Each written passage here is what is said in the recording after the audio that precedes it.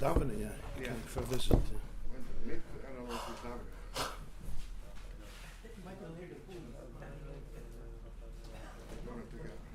Make a selfie. It's fine. As long as it goes on the refrigerator in the middle. No. Right next to the Okay. If you need it on the kodesh, but the refrigerator is good. Huh? We're waiting every moment.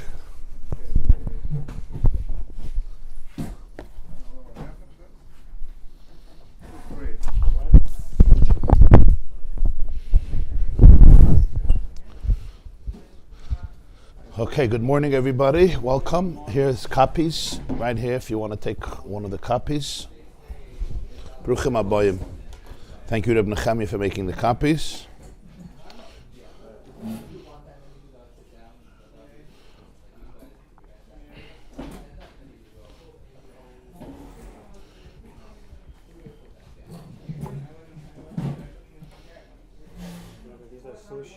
Yeah. We're learning inside. Yeah.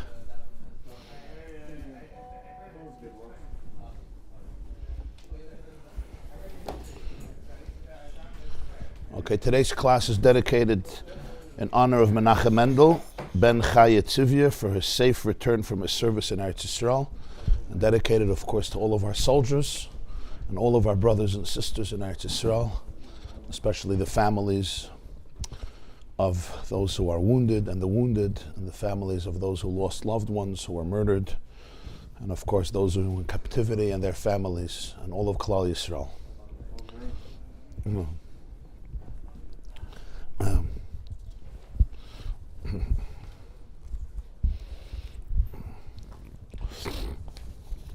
Okay, in the previous shir, we learned a sikha from the Lubavitcher Rebbe about the Der Haflage, V'nasa lanu shem. What was their mistake? We want to make for ourselves a name. After there's such a flood, after such destruction, and destruction that came from people falling down in such a low space, what's important is that people should realize that the purpose is not to make for myself a name, but the purpose is something that's deeper, that's higher, that's more eternal, that's transcendent. They fell into that trap of making ourselves a name, which, first of all, the very purpose is something that's very flimsy. It's not real. And second of all, it allows for methods that are also unjust because my name over everything. That was the main point. And he gave a lesson in this generation after the flood of the Holocaust, what must be the approach of the Jewish people in rebuilding. V'nasa lanu shem. We finished that. Page 753 is another if vav, you see. Page 753, the second column. This is another address by the Lubavitcher Rebbe that was said on Shabbos B'chukoisai Tovshin Chav Beis. Shabbos B'chukoisai Tovshin Chav Beis is the spring of 1962 when you learn Pirkei Avos. So focusing on a Mishnah in Pirkei Avos, but it's published in Noach, look at the Sichos, volume 3 Noach, because it deals with the generations from Noach to Avram Avinu. That's what we're going to see now. Could you bring me a siddur? Yeshakayach. Yeah. How does it come that this is that's together this becomes both? The other chose these things? They compiled it and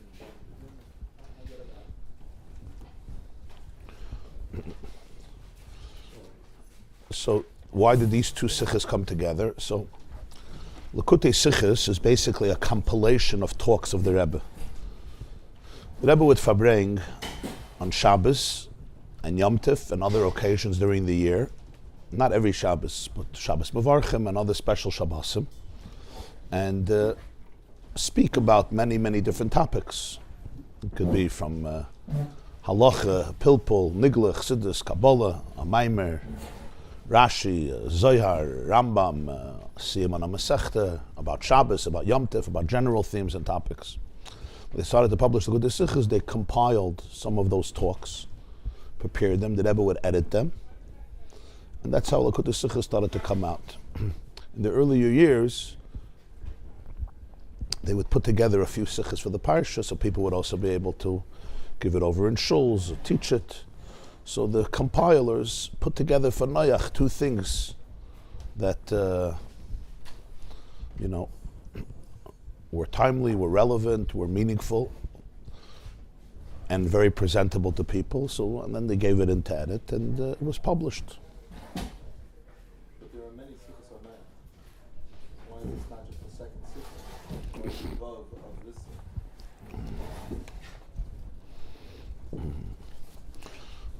Why is it not just as a separate one? They're not aleph. Another sikh. In the earliest years, when they did Lakutei Sichos, they did it that way. They would put a few together and it would continue one from the other. I'm not sure why it was done that way. I don't know. I have to find out. Okay.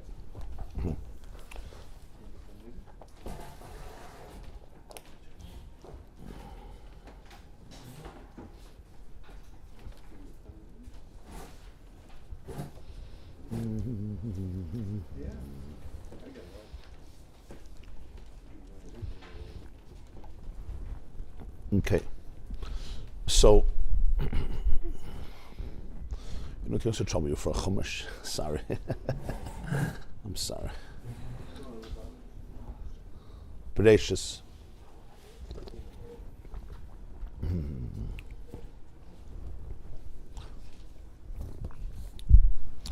Okay, so just to give context, there's a Mishnah in Pirkei Avos, very famous, 5th chapter of Pirkei Avos. Asara doiris me Adam vad Noach. 10 generations from Adam till Noach.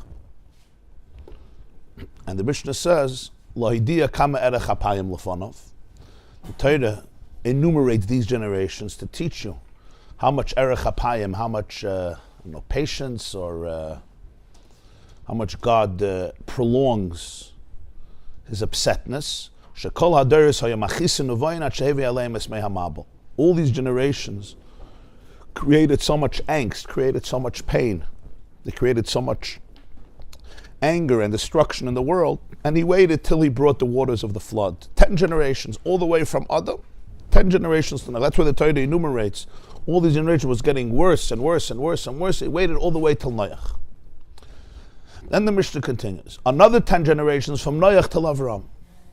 If you read in Chumash, the Torah goes through a genealogy, right? The Yichus, the families. Adam had a son Cain, a son Hevel. Third son was Shes. And then we go through the genealogy, right? Who gave birth to whom who fathered whom, how long he lived, all the way till you come to Noach. Then you have, at the end of Noach, 10 generations, all the way from Noach, all the way till you come down. You have Noach had 3 sons, Shem, Cham, and Yafas, all the way till you come down to Terach and Avram Avinu, again 10 generations. So the Mishnah says, Lohidia kama erech hapayim lefanov. Again, exactly the same words, to let you know how much patience Hashem had.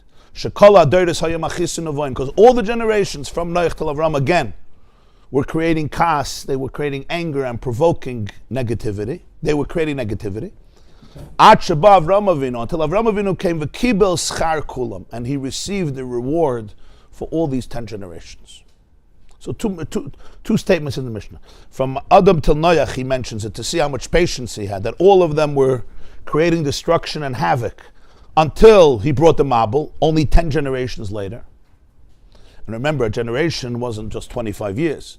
From Adam to Noach, you're talking about 1,500 years. People lived very long. And Noach to Avram was also a few hundred years, so it's not just a few dozen years. From Adam till Noach was approximately 1,500 years. So he waited till he brought the Mabul. And then from Noach to Avram, also to teach you how much patience he had, that even though they all provoked him, until Avram Avinu came and received the reward for everybody. That's what the Mishnah says. What are you asking? Get a kasha. How do I know it's a good kasha? Not because the Klei Yakar asks it, because the Rebbe asks it. This one the Rebbe asks. Eicha get a kasha. Yeah, he's asking the question that the Sikh is going to open up with. You don't say Noach received the reward for everybody. Why? There was no reward. You're saying all the generations were creating havoc. Machisin uboyin, they were creating kas. Right? Suddenly, till Avram Avinu came, and what? You could say he fixed the world. He started to do things differently. He got the schar for everybody. Which schar did he get? What schar? So they had to be rewarded. So they had to be rewarded. What are you saying? There's a tremendous discrepancy in the Mishnah between what happens from Adam till Noach and what happens from Noach till Avram. By Noach, it just says he waited to bring the flood till Noach. Okay? In other words, patience. Maybe we could try this, maybe we could try this, maybe we could try this, maybe we could fix the world. There's no hope. Let's go back to the drawing board, as they say. Create a blank slate and start over again. So you would expect 10 generations from Noach to Avram, Lohidia, to teach you how much patience he had, because all these generations were Machis and Nevoyin. And now you would expect that until Avram Avinu came, Shem did nothing, and finally Avram started to fix things. It says, till Avram Avinu came and got the reward for everybody. With what schar? If they were all Machis and Nevoyin. And if there is some reward that we're not aware of, so Noach should also gotten the reward. You should have said the same thing there. Wegen der Deures von Noach in bis Avram, in welche werden ausgerechnet in Parshas Noach, steht in der Mishnah, Asar Deures mit Noach vad Avram. Loidia kama erech apayim lefonov, shekol ha-Deures hoye machis and nevoyin, at sheba Avram avinu v'kibel schar kula. It translates in Yiddish. 10 Deures eine gewinn von Noach bis Avram, zu wissen geben, wie viel der Eberster halt auf sein Zorn, how much forbearance or patience he has. As alle die Deures haben ihm noch anand der Zorn means provoked, negatively, bis es gekommen Avram Avinu und hat bekommen dem Schar von Zayalamen. Ist doch nicht verstandig. This is not understood. Verstandig means understood in Yiddish. Was meint, dass Avram hat bekommen dem Schar von der alle 10 Deures? Sie sind doch gewähnt, mach is in Uvayin. Was das Schar hat sie gekommen, was der deutliche Schar hat Avram genommen. If you tell me that it was 10 generations, that machis in Uvayin, each generation was deteriorating more and more and more after Noach till Avram. So where is there a reward that they have to receive that Avram Avinu is getting? That's question number 1.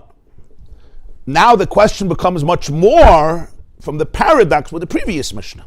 The question in and of itself is a powerful question. Where's there a schar? You're contradicting yourself. Tell me 10 generations were rotten potatoes until Avram Avinu came and he got the reward for everybody. What reward? Furthermore, in the Zelba Mishnah, earlier in the same Mishnah, in Pekei Avos Perek Chamishi, werd gesagt, Asara Deris Madam Adnoich lo idia, kam erech apayim lefonov at shehevi alemes mehamabel, bis auf sie gebrachte Wassen vom Mabel. Bei die 10 Deris fehlt nicht aus dem Mishnah, as Noach hat bekommen dem Schar von Zayalamen. It doesn't say till Noach came and received the schar, the reward for all of them. It doesn't say that. It says till Noach came, and then Hashem brought the Mabel. Und in Pashtus is das verstandig. Why didn't Noach receive the schar for everybody? We understand why. Wie bald as der alle Zenderes von Adam bis Noach hayo machisen ubayin, hat der Melekin schar nicht verdient. They didn't reward of it. You hire somebody to in your company to help to fix things, and he destroys everything. Yeah, you're not paying him a wage. You're not giving him a schar. Does the exact opposite of what you brought him in to do. He destroys things. So they didn't get schar. They didn't need schar. They didn't deserve schar. Verdient means deserve. Werd noch mehr nicht verstandig.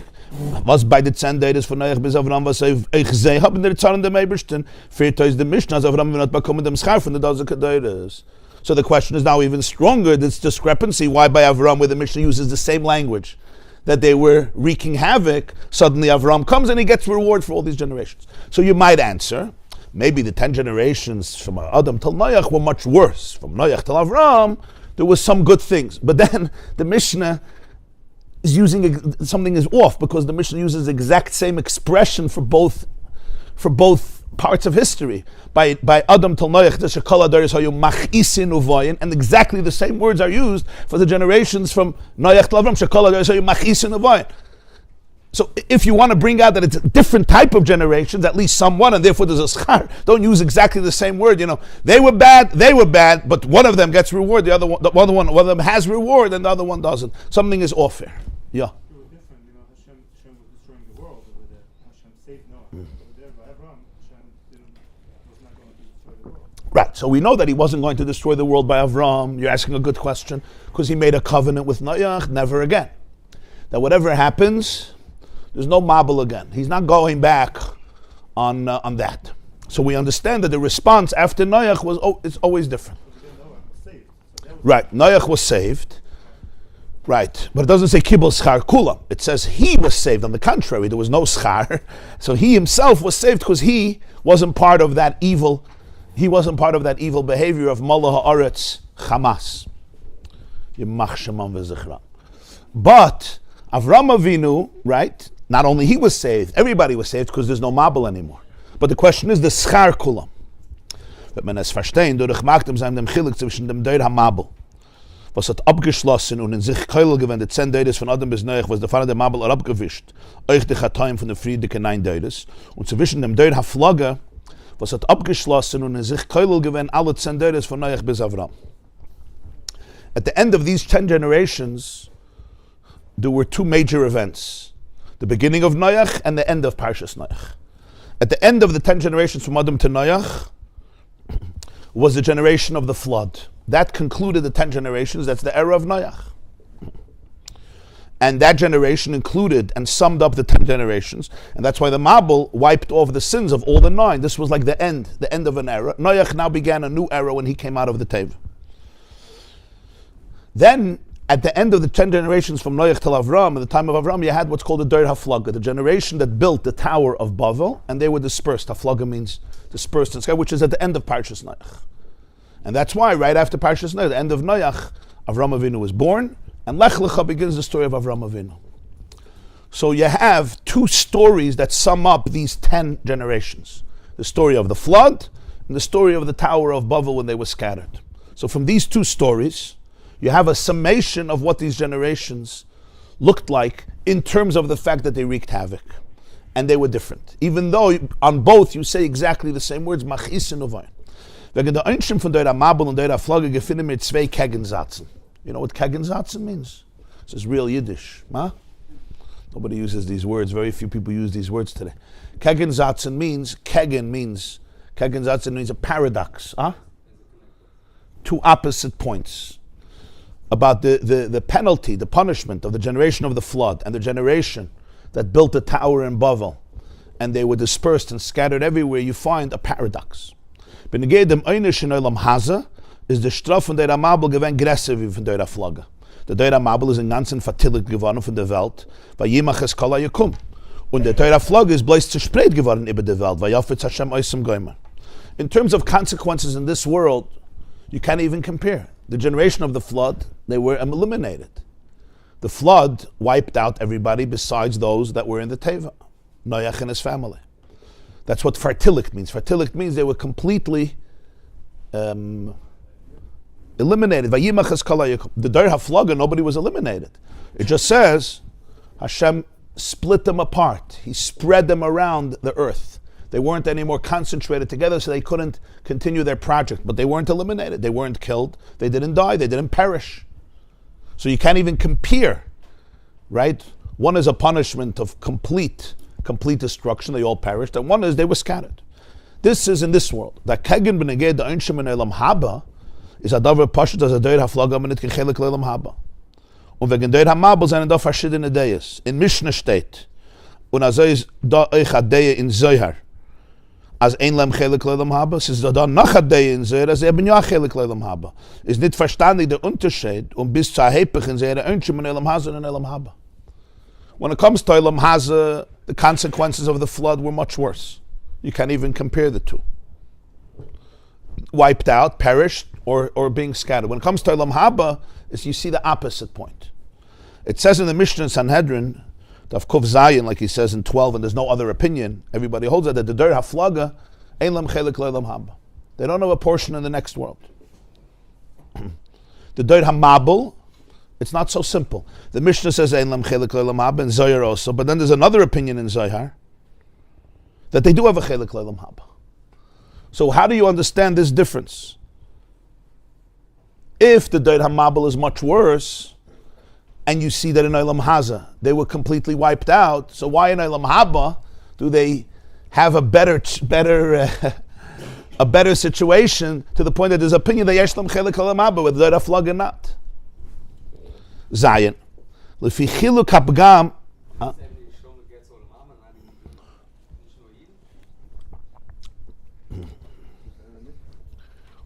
It's a chiddush, huh? Yeah, that's what it looks like. We're no Yidden then. Anyone before that? Means that every goy Yeah. Maybe the dark love is the waiting. There's the famous psak of the Rambam in Hilchos Malachim, based on Tosefta and Sanhedrin. Chassidei Umas Ha'olam. Today, Yesh Lam Chelek L'Olam Haba. Good people, Chassidei Umas Ha'olam, which means the pious ones, good one, Chassidei from the word Chesed, of Umas Ha'olam, who observe the Shabbat Mitzvahs B'nei Noach, Yesh Lam Chelek L'Olam Haba. That's even today. Huh? Don't worry about it. The dark love is much worse. That's is it what the question is? What's the differential? Huh? If you don't mind, can you just repeat the question? We're looking for the differential between. We're looking to understand the paradox. In this world, the Der HaMabel was punished much worse than the Der HaFlaga. In the next world, we see that the Der HaFlaga, right, is considered to be a far greater sin than the Der HaMabel. Why is there this contradiction? If the Der HaMabel is obviously so much worse, they were wiped off the earth, not like the Der HaFlaga were just scattered, so it should reflect itself also in Olam Haba. But fart, you see that the einish is different. So then the einish for the Raflaga should have been worse in Olam Haza also. The dark flago is a rebellion. Okay, so let's see. Zayin. Lefi chiluk habgam chiluk ha'einish. When you speak about einish in Torah, which means consequences, it's not stam, I'm going to get you back. It's always based on the blemish. Lefi chiluk habgam chiluk ha'einish. You'll say, one person needs this type of treatment, medical treatment, another person this type. Why can't the doctor give everybody the same medical treatment? The answer is because it's a different type of infection, it's a different type of illness. So lefichilu kabgam, the work that every person, just like in our own life, the work a person needs to go through is based on what they have to deal with. Right? What I'm dealing with is not what you're dealing with. So when you talk, the same is true in all forms of cleansing and recovery and healing. You always have to know what's the bgam. There's no comparing. It's always lefi, chiluk abgam, chiluk einish. Der Unterschied zwischen dem Chet und Bgam von der Mabel und dem Chet und Bgam von der Flog is mevur in Divrei Chazal. So you have to go back to what the blemish was, what the infection was, what the disease was, what the issue is, what the struggle is. Was der Mitwert euch erklärt der Chiluk zwischen Zera und Shem. Don't look at the punishment. You have to always go back to the source, to the Bgam, because the punishment, it's just a consequence based on the blemish. What's the difference? The Deira Flaga The einish is the symptom. is the symptom, yeah.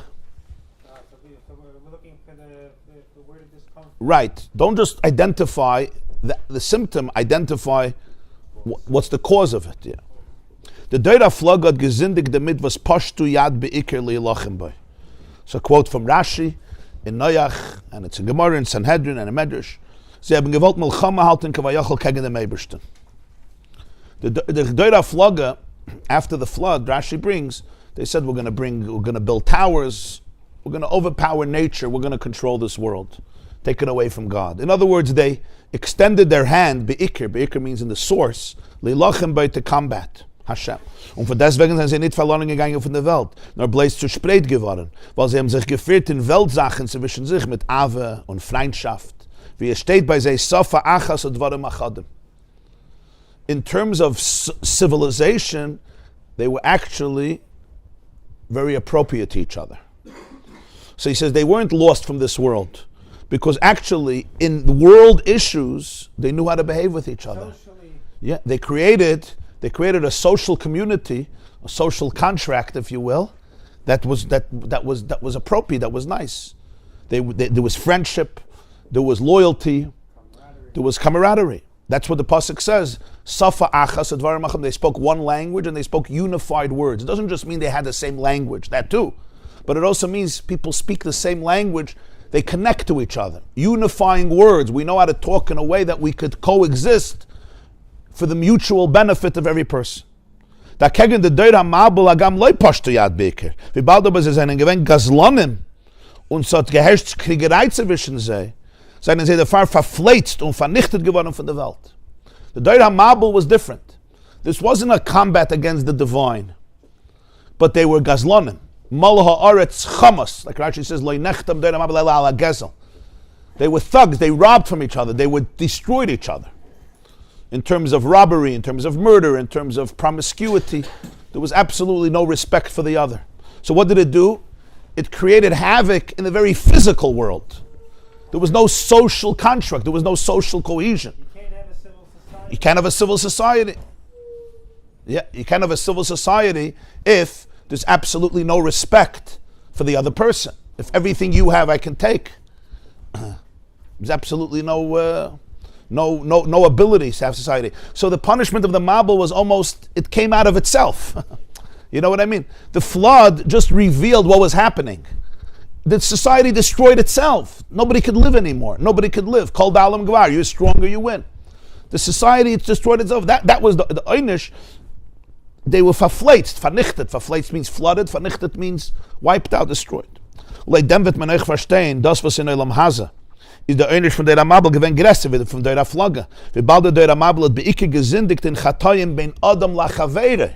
Gneve, Gzele, Vechule, was zerstörendem Seder in der Hanhage, wo der Eberstadt eingestellt in Olam Haza. Der Ribber ist euch sehr straf gewinn größer in Olam Haza. Aber der Sinn von der Flagge ist eine Beke gewinn ben Adam lamakim. Der Fall ist euch sehr einisch in Ruchni ist gewinn größer wie von der Mabel. Was der Flagge aber nicht kein Chelik Leilam Haba, leid alle Deyes, und wegen der Mabel ist da Deyes, aber ja, Chelik Leilam Haba. The difference of Olam Haza and Olam Haba, not just two worlds. Olam Haza is a world that functions the way our physical material world functions. Olam Haba is all about a world of transcendence, of divinity, of oneness with the divine. Nenin miziv hashchina, you bask in the radiance of the Shechina, so now we can understand the difference. Deira Mabul, the main destruction was in Bein Adam Lachavere. Bein Adam Lachavere means in relationships between people. The whole basis of society crumbled and fell apart. So that destroys the Seder and the Hanhaga that Hashem established for Olam Haza to live. Right? Like the Mishnah also says in Pirkei Avos, if there's no system, one person swallows up another person alive. You can't. Olam Haza gets destroyed. Everybody gets destroyed.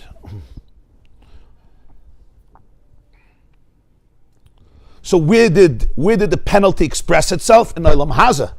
Because that was the blemish. The blemish was something that destroys the very fabric of civilization, of community, of society. So the consequence was mainly where? In Olam Haza.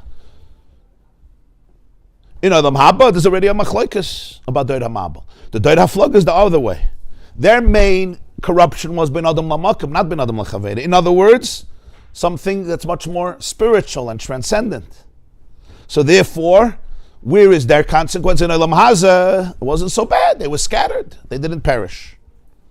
Where in Olam Haba, everybody says, the Mishnah says, Doid HaFlug in the Chelik HaMabel, and that's true according to all opinions, unlike the Mabel where there's an argument. Now you'll ask a question, can you really make such a clear differentiation? Hagamas be'emes is a chet ben adam lamakim negeya eichen Olam Haza. Weil die Welt beschaffen ist doch gewinnt zu lieb teure, bereishes bishvil ha-teure schon nekras reishes. Und in bechukoise teleche, wenn man 40 wie der Eberste will, bekommt man doch euch Gashmis auf der Welt, wenn er sati geschmeichen betem. Und also ich de chaitem, she ben adam lachavere sein negeya eichen Olam Haba in Ruchnis. Euch sie seinen doch mitzvahs ha-teure. Von deswegen seinen die Inyanim, she ben adam lachavere, begilui mer negeya zu Olam Haza. Und in Inyanim von adam lamakum seinen mer shaykh zu Olam Haba.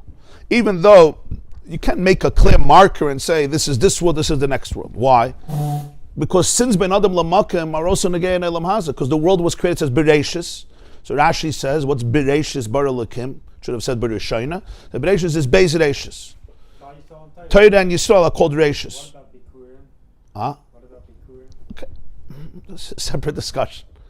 So if the world was created b'shvila Torah, so then, when Torah is not governing the world is not fulfilling its purpose. So something is affected in the world. We're talking about even Olam Haza. And as it says in Bechukoisei Telecho, if you follow the blueprint of Torah, right, it's negev and asati geshmechem to the physicality of the world. The other way also. Since ben adam lachavere, it's not just to have a nice society. It's also ben adam lamakim. It's also a mitzvah of Torah. Right, the same mitzvah of Torah that says you have to fast in Yom Kippur and put on tefillin says you're not allowed to lie. Some people make a difference, you know. Right? If a person follows all the mitzvahs ben adam lamakim, they're called frum. If they follow all the mitzvahs ben adam lachavere and not ben adam lamakim, they're not so called frum. But that's just That's a fabricated construct. That's also a mitzvah of Torah. So could you say that's not negei ne'elam? It's also negei ne'elam haba. That's true, he says, that's emes. But nonetheless, in a revealed, manifested way, when there's no ben adam l'chaveirei, you right away see how it wreaks havoc in elam haza. You don't need pshetlach, you don't have to do research, you don't need statistics, you don't have to look for generations. And in Yanim ben Adam Lamakim, we understand right away is negei immediately to elam haba, because the definition is one's relationship with the Rebbeinu Shalom. So that's why, in a manifested way, this is how the Doir HaMabel was affected, and this is how the Doir HaFlaga was affected. Again, the punishment is always based on the blemish. Ches. Nochatam, if them was the einish, the ikar einish from the Doir HaMabel is given in Elam Haza. Another reason why the main consequence of the Doir HaMabel is in this world, not in the next world, at least according to one opinion. If chatoyim sheben adam lechavere helfnit kin shuva, unafilu yim kippur helfnit of them, ad sheiratzes chavere, bize vet ibe betten sein chaver. Und Ebiener hat ihm nicht Meichel gewinnt, wird sein Tshuva nicht niskabel. We all know the famous Mishnah at the end of Maseches Yom, and this is the halacha in Shulchan Aruch, that when somebody hurts somebody else, ben adam l'chavere, so all the Tshuva in the world, even Yom Kippur, you apologize to Hashem and you say Al Chet and you say Hashamnu, it doesn't help. Like the Mishnah says, Ad she'iratzes chavere. Even Yom Kippur a person doesn't take it away, the person has to appease and say I'm sorry to his friend and ask forgiveness. Sometimes a person doesn't forgive. Sometimes the person doesn't even ask, okay? But sometimes the person doesn't forgive. And then there's the tshuva is not accepted. Even though you apologized, but the person didn't forgive, so there's something that's still, there's a barrier between them, right? There's a pgam. There's a spiritual infection or something off. Something missing in this connection, because pain was created. I hurt somebody, whether I stole money from them, whether I lied about them, whether I lied to them, whether I hurt them, whether I cheated them, whether I maimed them, whatever it is. I hurt their children, so I have to apologize. Hagam getan was gekent. Unoi wiffel das Rirton in Yonne Shemayim is ein Tshuva gewesen, wie sie darf zu sein. Wir bald aber das Rirton in Yonne Elam Haza ben Adam Lechavere helft nicht die Tshuva, bis wird Mekayim sein dem Heishe v'es Agzela. Wird zurückgeben die Gzela zum Chaver, atschri lechenu acharav afilu lemodai, afilu v'nyene gefindt sich in Ekwelt. It could be I try to do whatever I want, and legabe heaven, my Tshuva was to the best of my ability. I apologized, I was remorseful, I said I'm sorry to God, I tried to say I'm sorry to this person. But nonetheless, you need this person to be able to be on board. Why? Because it's something that's affecting the other person. Not just affecting Hashem. It's affecting the other person. So a person, let's say, steals from somebody. There has to be v'heisha v'sagzela. You say, I already did tshuva. You did tshuva, but he never got back what you stole from him. That's not tshuva.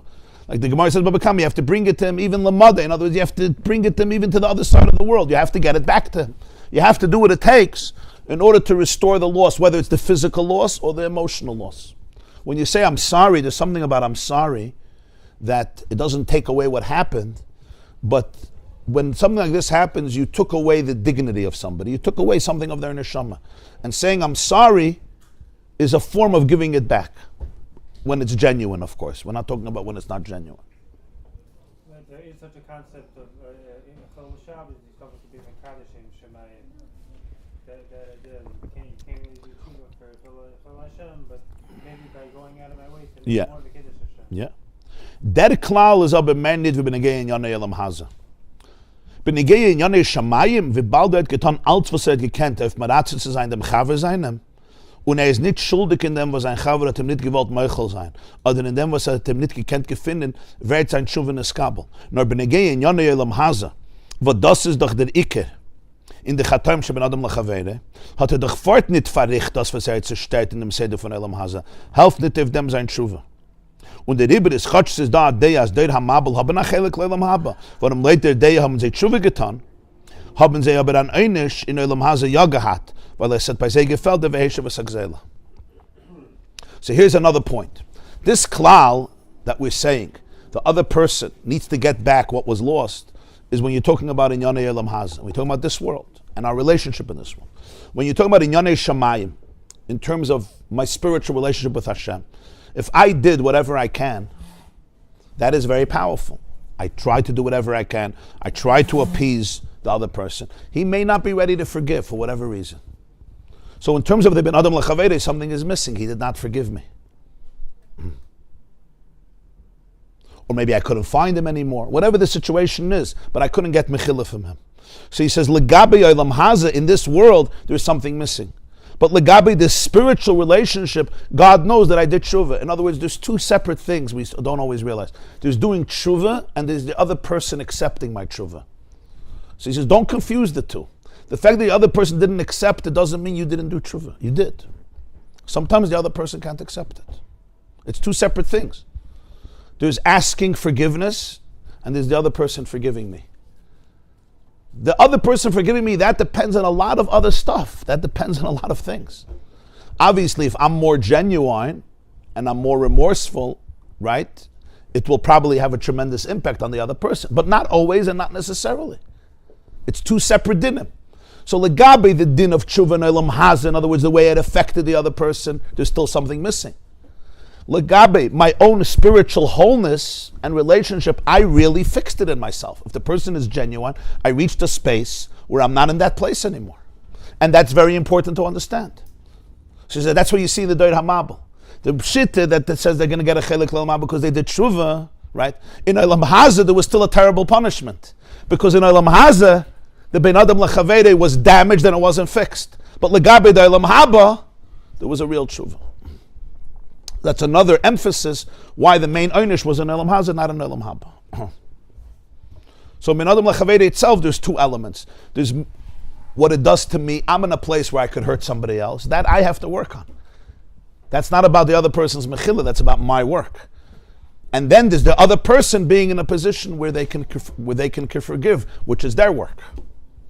Not so easy always to forgive. If somebody was hurt very badly, just to tell somebody, snap your fingers, forgive. Right? Sometimes a situation, a person didn't just, do something small.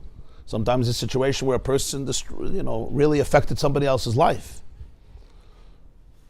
So it really takes a lot of healing to be able to forgive. The ability to be able to say that you're not responsible for destroying my life because my life is not destroyed.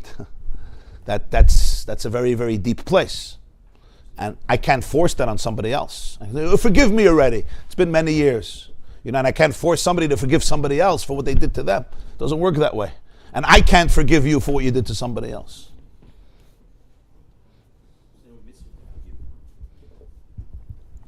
It's interesting. There's no mitzvah min ha-Torah midrabanan that you have to be. The Chachamim said a person should always try to forgive because you can't command it.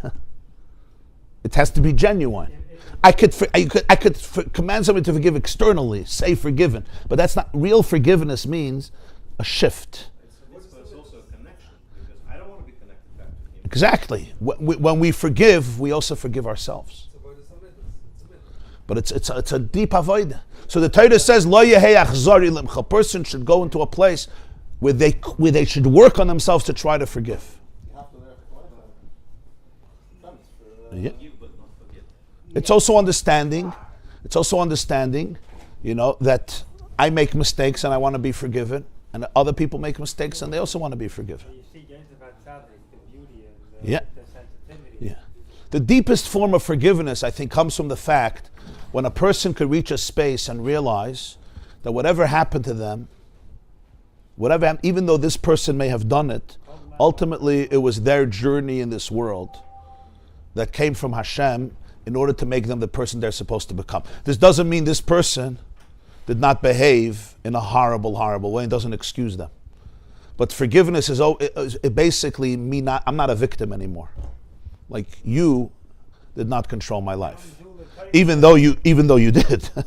Even though you did control my life. But I've reached a space where I so accepted who I am and I became the human being I became as a result of that ultimately I could look back at you and say, you were just a pitiful instrument in a much bigger story, and I actually feel bad that this is where your shlichus had to happen. The famous line, Gamzul Tova. He's going back to everything that we perceive as good, it's easy to say Gamzu Atayv. Right. But it's stopped about the things that are, it looks Yeah. impossible to say Gamzu Atayv, going back to the Makar, that's Yeah. Gamzu Atayv. But this is, it's a very deep place. It's not. I can't snap my fingers because if you do it fake in a fake way, sometimes it's even worse. Because, because really, I did not forgive. I may not be in that space. There's many levels. There's many levels. That's true. There's many levels, but I'm talking in the high, in the very, very deep level. It's so I think, I'm not sure about this, but I think when a person can really, really forgive themselves, then they're fine forgiving the other. When I could really, really forgive myself, then it basically means I cut off that connection. The fact that I was feeding off you, that what you did to me made me believe something about myself. And when I can really, really accept that and reclaim my power, then the other person is just like almost a Nebuch case. You understand what I'm saying? Forgiving the self is very deep, because forgiving the self basically means that I'm not responsible. In other words, you have not defined me. What's the worst damage we do to a person? It's not the external damage. That's obviously terribly damaged. It's not even the damage to the body. Obviously, that's horrible. The damage to their soul, right? You take away from them the self, the dignity, the value. In other words, you start believing about you. You start believing you are the person that the perpetrator made you believe that you are. So now there's no self anymore. So not only when you say forgive, there's no I to forgive. My I has become him. When I could really take back that I and forgive myself, now he's just some, Starts with a self and then somebody else? Or I think so. Somebody else, then you can forgive yourself. I think so, self. Test. Der Mittwoch wird verantwortet, was Avram hat bekommen, dem Schar von der 10 Döder, schon im Achissen und Weihe. Now it will become clear why Avram Avinu receives the reward for 10 generations who are Machisin Ubayim, who are creating negativity. Weil Schar hat sie beemes gekommen zu lieb sehr neuig sein zwischen sich mit Ava und Reis. If this is the Der HaFlaga, they deserved reward. They behaved with friendship and affection and love towards each other. So why didn't they get this reward? They didn't get this reward even in this world. Why? Weil zu lieb dem größten Chet, was pashtu yad beikir li lachem bei, seinen der Hamshachis, welche sehr mamschach gewendet durch sehr Ave Vereis, abgekommen in Klippe. Al derech wie der Alte Rebbe paskend, in Hilchas Talmud Teure. Als wenn Rasha lernen Teure und is Mekayim Mitzvahs, eder tut Tshuva, is Meisav Chayes in Klippe. Aber die Inyanim, welche werden nimschach durch Limud HaTeire und Kiyam HaMitzvahs, werden euch dann nimschach. Nur anstatt in Kedusha, kommen sie herab in Klippe. There's a concept, the Alter Rebbe brings in Hilchas Talmud Torah based on different Svarim and Kabbalah and so forth, that sometimes a person learns Torah and is a Mekayim Mitzvahs. So they're learning Torah, they're doing a mitzvah, but the agenda and the ego and the intentions are often very, very toxic. So what happens is there's like a klipa that surrounds the light and doesn't let the light come out. In other words, inside there's something very genuine and very good, but it's surrounded with so much toxicity. So this is what it means, that before the person does tshuva, it gives chiyus into klipa. Even their Torah mitzvahs, the Gemara says in Mesachas Yom and Tainis, that sometimes a Jew learns Torah and it becomes for him a sama mavis, it becomes poison. And the Torah itself, it's not that the Torah is poison, but for this person, the Torah could chas v'shalom become sama mavis rather than sam chayim. Rather than having medicine, sam chayim, which is a medicine that gives life, it could be the opposite. So it's not pshat that Rosh shouldn't learn Torah and do mitzvahs. But the Alter Rebbe says in Hilchas Talmud Torah that what comes out of Torah and mitzvahs comes out, the flow and the energy and the light, but it's engulfed, it's buttressed, it's encompassed by sometimes a very, very dense shell and clipper that it still has to come out from. So he's using this example here too.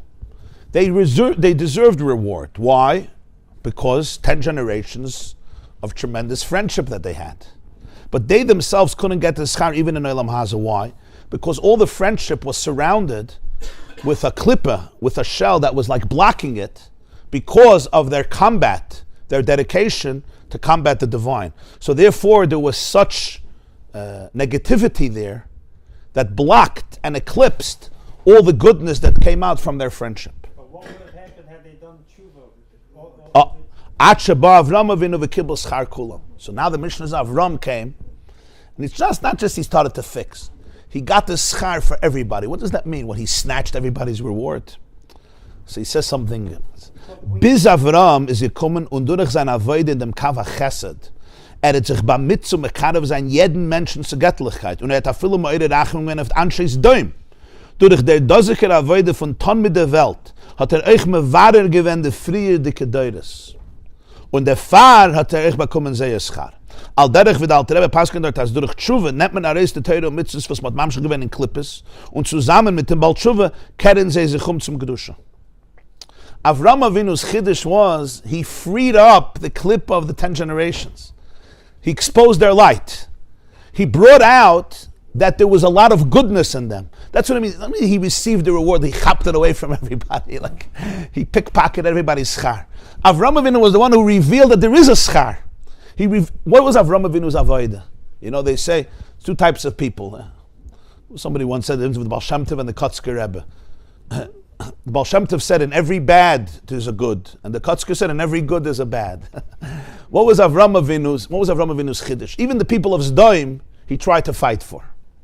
He tried to protect. You know, the Avram Avinu's avodah was, let me identify the good, and through positive reinforcement, build it until it'll take over a person's life. There's two ways of dealing with a person. I can go in and identify right away, this is the toxicity, the evil, the negativity, the darkness, and focus on that.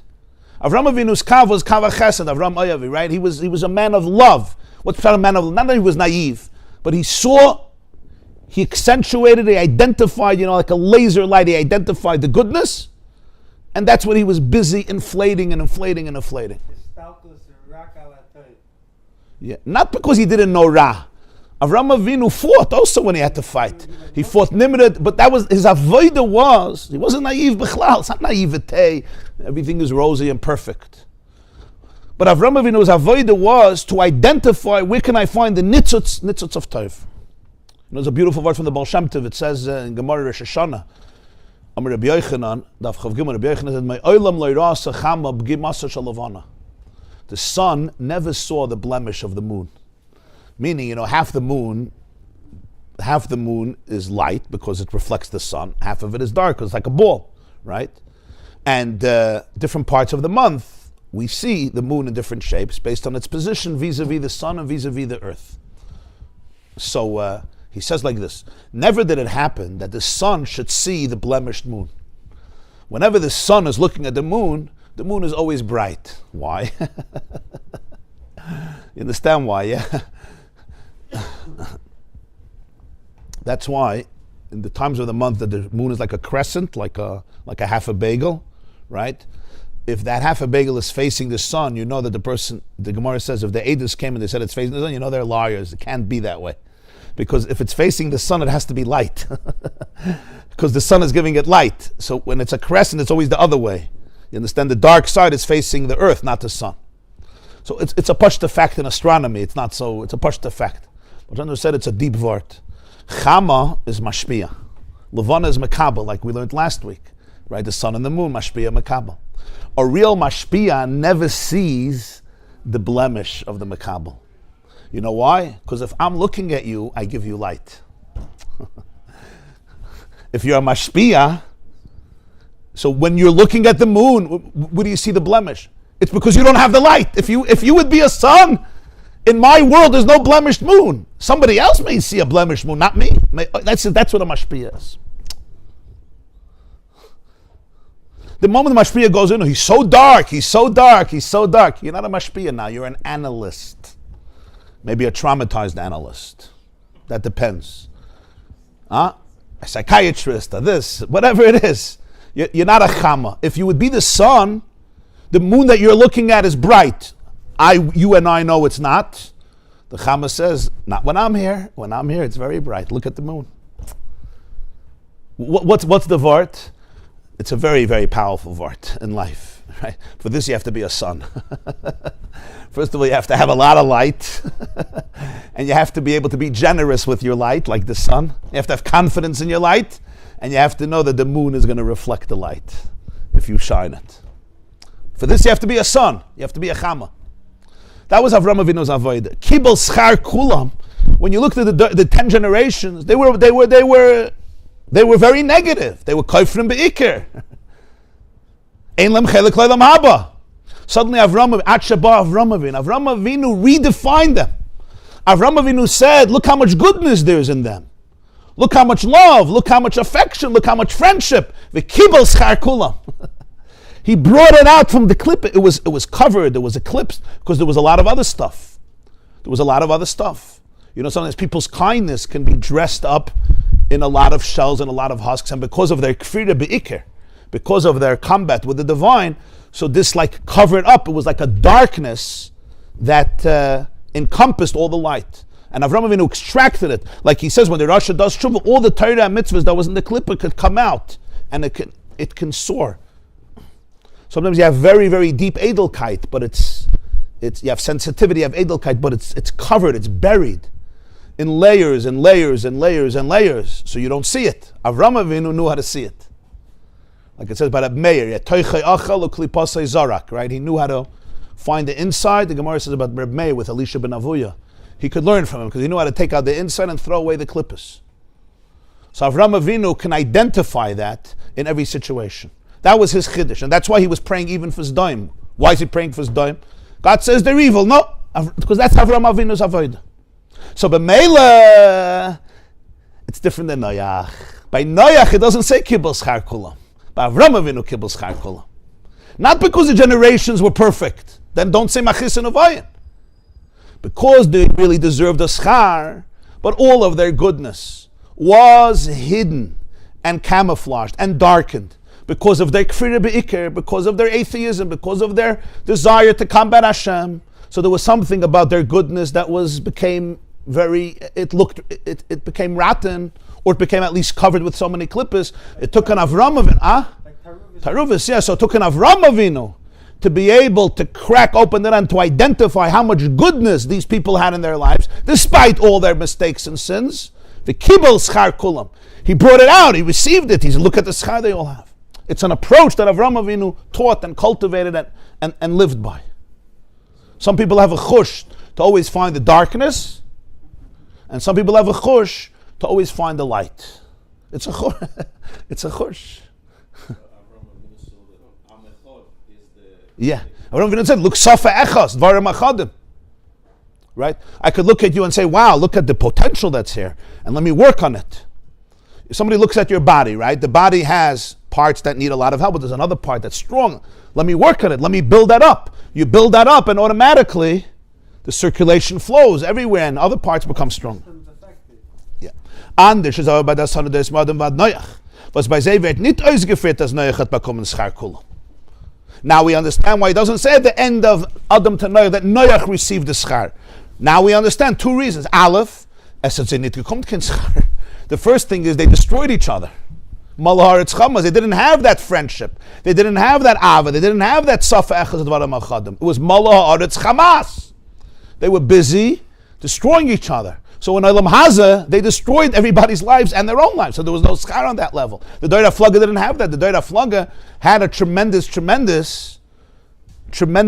their behavior was very valuable in this world. Beis, Vibal das Noach hat nicht getan mit der Welt und hat nicht viele getan auf den Menschen von seinen deren. Die Rebbe wird dem Mabel angerufen auf seinen Namen Mei Noach. Hat er doch die friedliche Deures nicht mehr wahrer gewesen. Hat er nicht gekannt mit Kabel sein, sei es schar. Aber viele sie wollten gehabt, verdient auf welchen sie es schar. And then there's something deeper about Noach himself. Noach didn't have Avram Avinu's approach. Noach didn't work with the world around him. He didn't even daven for the people of his generation. It says in Sfarim that the Mabel is called Mei Noach, the waters of Noach. This week's Haftarah, Shaya Navi calls it Mei Noach. Why is it the waters of Noach? It's not his waters. So they say that he's not completely absolved from them. Why? Because he didn't do anything, unlike Moshe Rabbeinu, who prayed for his generation. Noach didn't pray for his generation. Building 120 20 years, everyone coming. Nobody doesn't say he was a tzaddik. He was a tzaddik. He was a tamim. He was a good man. He was a gewaldige man. We owe him his survival. Nobody wants to start up with Noach. We love Noach. Noach motzah chen b'nei Hashem. As they sing, Noach was a big tzaddik. Noach was a big tzaddik. Yeah. So even God sings that song. Noach ish tzaddik tamim b'nei. It's not a stira, but he didn't have that vision of Avram Avinu that he can change the world. He can fix the world. And he didn't daven for them. So b'meila, he wasn't mevader the previous daita. So even if they would have deserved schar, Noach didn't manage to extract it because Noach just let them be who they are. Avram Avinu's avodah was to repair all the 10 generations. In other words, his very presence redefined retroactively the goodness of all those generations. It was accentuated, it came out. He was mevader them. He actually refined them, even though he lived at the end of it. But his approach and his emotional approach actually healed something in them. It brought out their goodness from Klippa. So there was tremendous schar. And that's what he brought out. He brought out the schar of everybody. There was goodness hidden, yeah?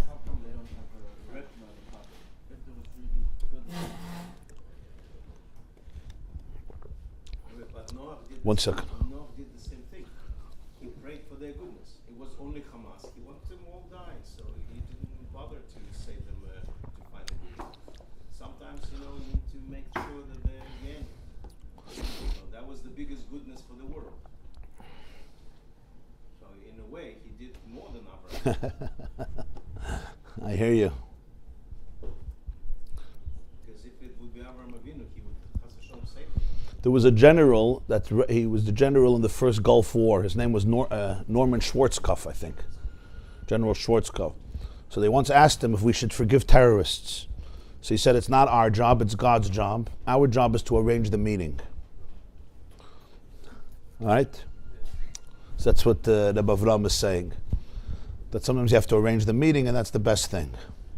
Emes, absolutely.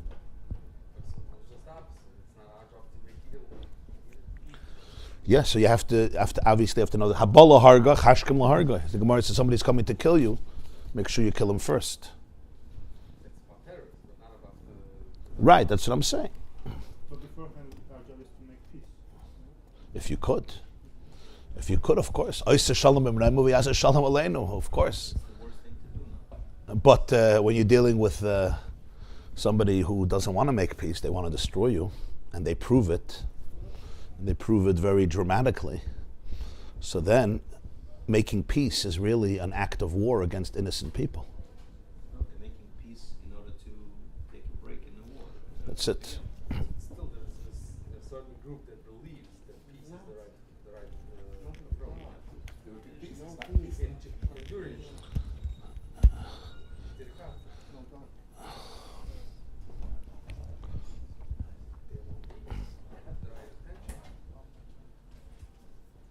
So b'meila, so you have because the schar is in Olam Hazeh, it's ben adam lachaver, and ben adam lamakim, ben adam lamakim. They need a lot of tikkun that Avram Avinu couldn't fix, but he brought out the ma'ila l'gabei Olam Hazeh. The Hirah from them elements uns. From this, there's a very powerful lesson to us. Mir gefinnen sich jetzt in dem Dörr von Ikvus de Mashiach, the letzte Dörr for Mashiach. We are now in the generation, it's called Ikvus de Mashiach. Ikvus de Mashiach means the heel. Akev is the heel on the bottom of the foot of Mashiach, meaning the last Dörr before Mashiach is called Ikvus de Mashiach.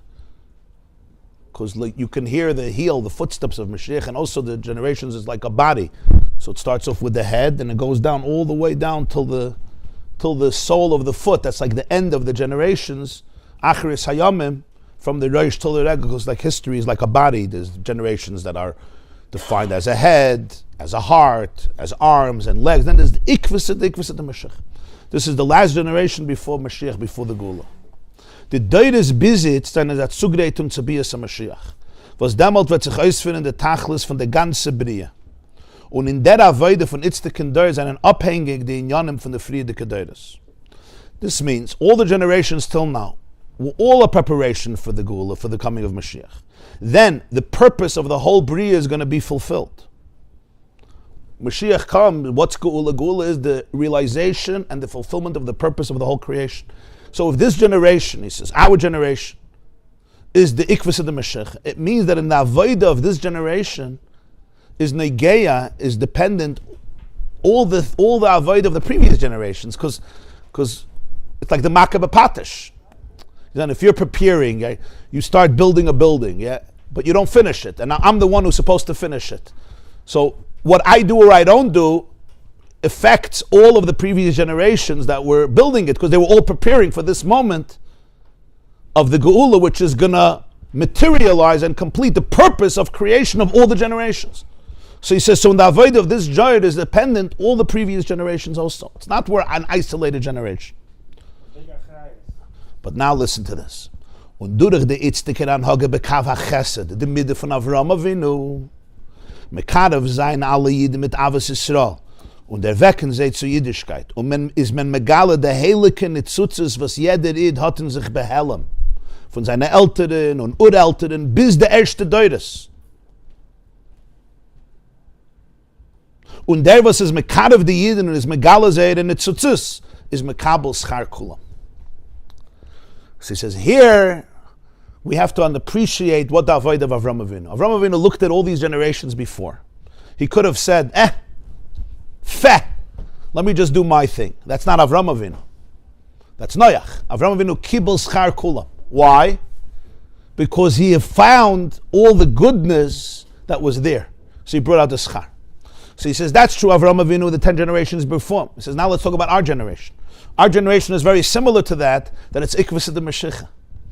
So it's not just responsible to itself. It's responsible to all the previous generations because it's all leading up to this. They're all dependent on this generation. So you could look at it two ways. Without the Kav of Avram Avinu, you could look at it in one way. With the Kav of Avram Avinu, what's the Avodah? The Avodah is that you bring out all the healing and all the goodness of all the previous generations. That was the Chiddush of Avram Avinu. He says practically it means that you're mekadev all Jews with Avos Yisrael. And you inspire and you arouse in everybody their Yiddishkeit.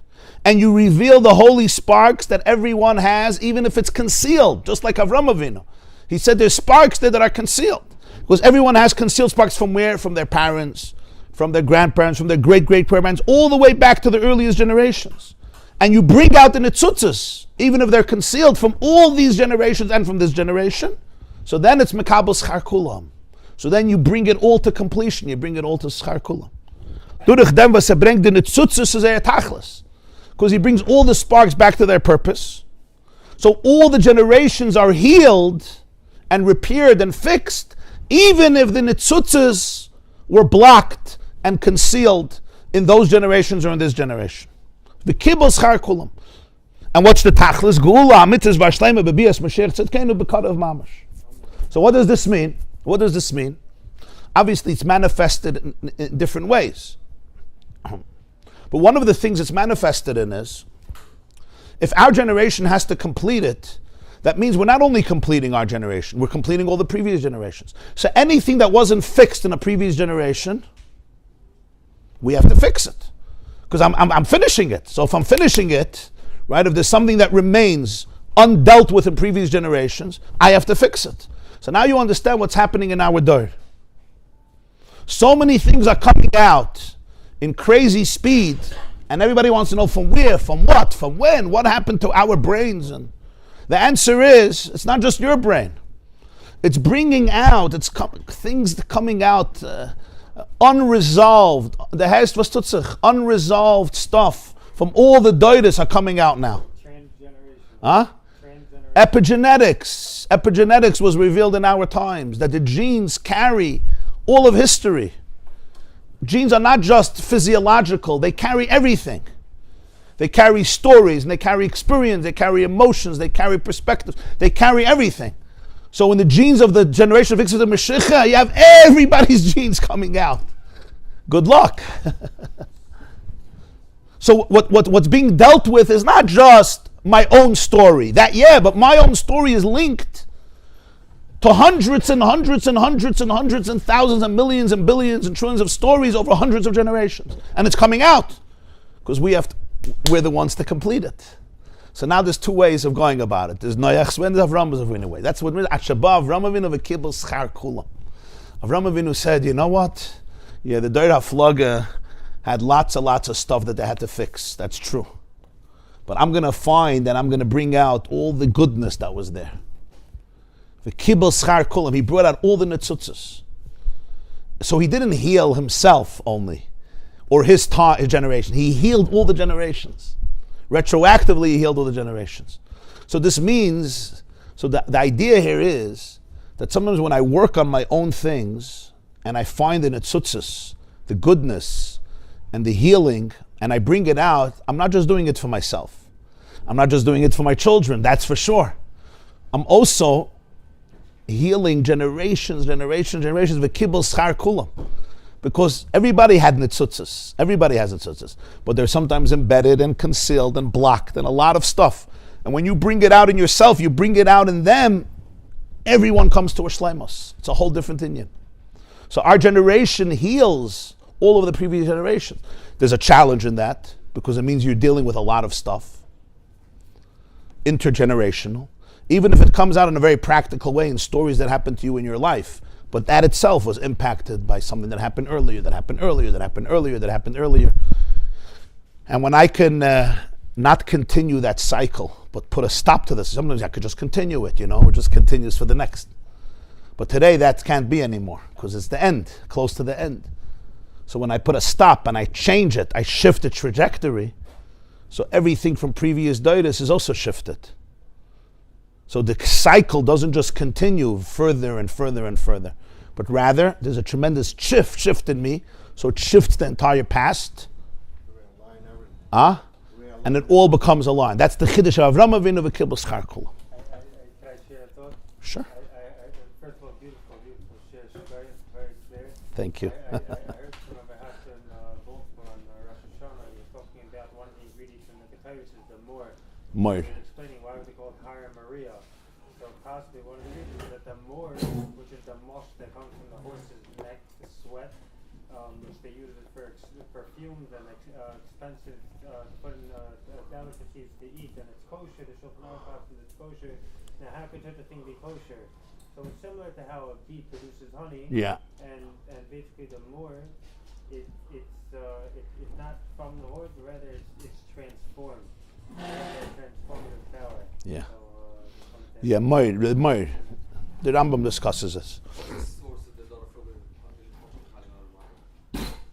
Masechta Sanhedrin, Daf Kuf Ches, I think. He brings in the footnote. Sanhedrin of Kuf Ches. Right?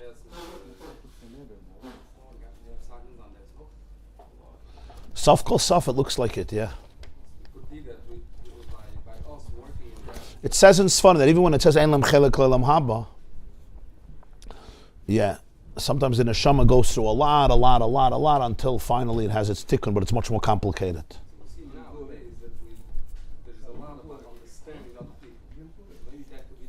Yeah.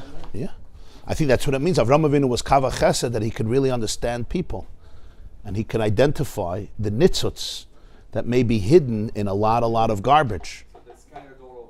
Yeah, you see it so often in people's own lives, in their own traumas, that really there's an innocence there that's trapped, like in a jail. Their heart is in jail. It's trapped. It's a nitzut. It's divine. It's amazing, but it's trapped. It's incarcerated. It's tied down by ropes. It's confined. It's concealed. They may themselves not know it, and their whole life they're navigating life in a very, very narrow and limited way. Sometimes they're like a shell of themselves. that's why we have to go to Mitzrayim. So that's you need Yitzias Mitzrayim. So Avram Avinu's avodah was kava chesed, to be able to identify and zoom in. Chesed doesn't mean he was a nice person. He was a nice person, but that's not the chiddush of Avram.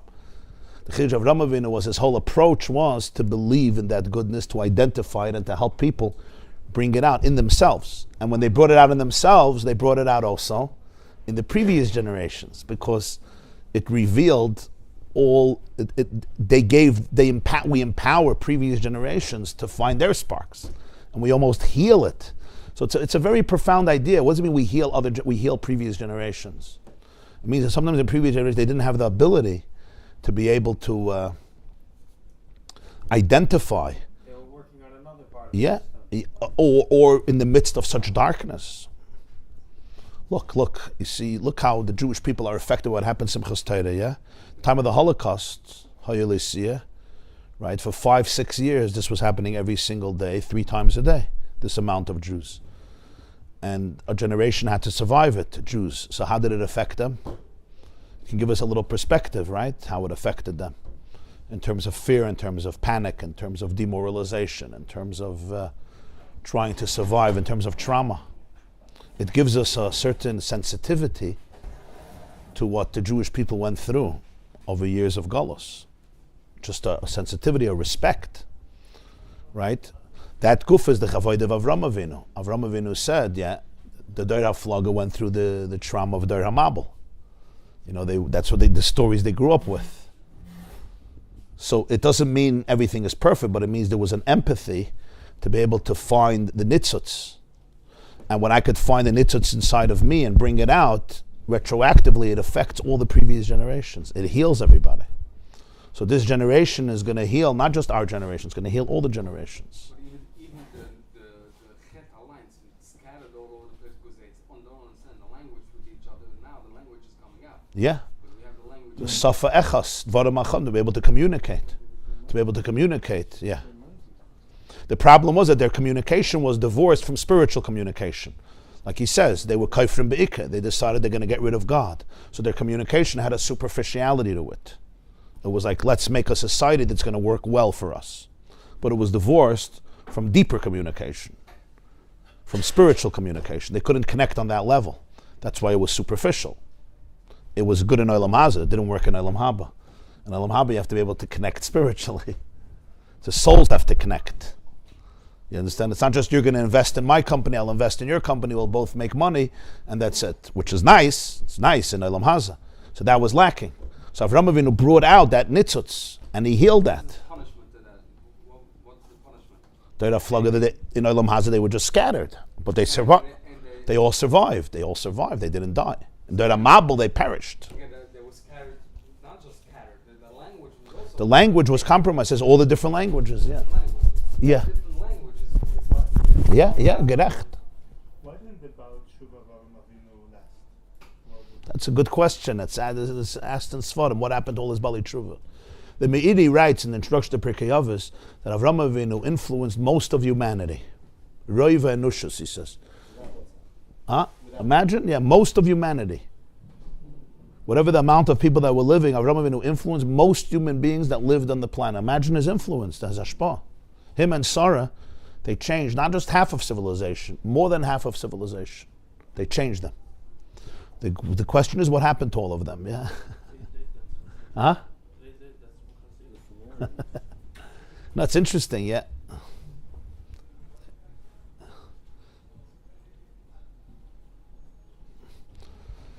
This afternoon, we're having a virtual program for children, 6:30.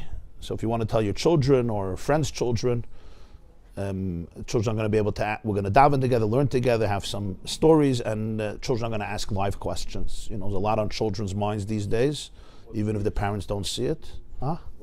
Children. No. The child inside of us. That's 6:30 p.m. It's going to be live on the yeshiva.net or on Zoom, and Coach Menachem Zoom.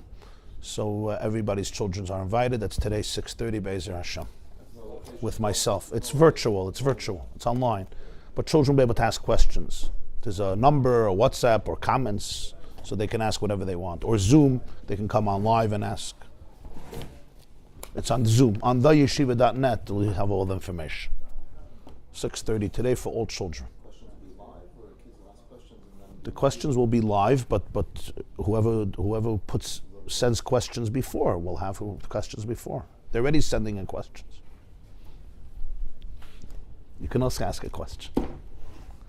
No, I felt children are very sensitive and they feel everything their parents are feeling, and sometimes they're not addressed, they feel it inside. So I wanted to create a situation where children can ask what they want to ask.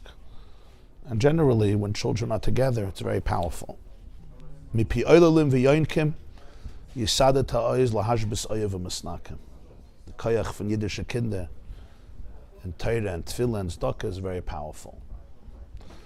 Everybody have a wonderful day.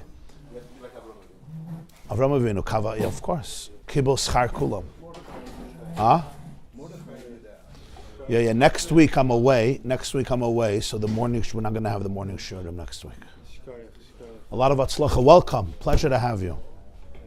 Psudas toivus. Shav tzlacha and everything. Tzlacha and everything. And thank you for joining us.